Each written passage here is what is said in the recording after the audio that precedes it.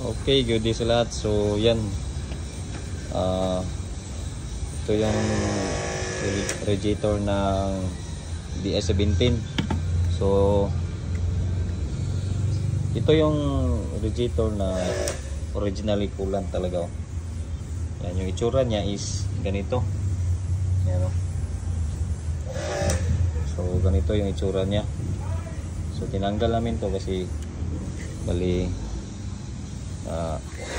nag-repair kami ng plastic niya kasi nagpalit na ng plastic. So, basag naman yung original niya, so pinalitan namin ng plastic. Papalitan natin ng plastic.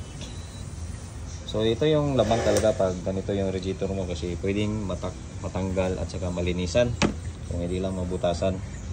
So ang reference natin is ano, so grabe yung purely coolant to. So bawat butas ay nakikita natin yung ito mag-check na radiator pag barado. Ayan. So pag barado, lilinisan siya, sungsungin sungsungin. Yan o. So ito ang kalamangan ng ganitong klaseng radiator. So hindi siya full aluminum, standard siya ng DS17 na plastic yung cover dito. So yan, pwede siyang palitan kung hindi barado. Kagaya nito, napakalinis.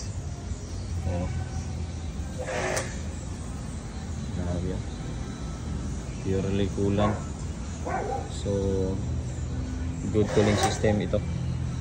Yan. Ayos, yun lang. Thank you.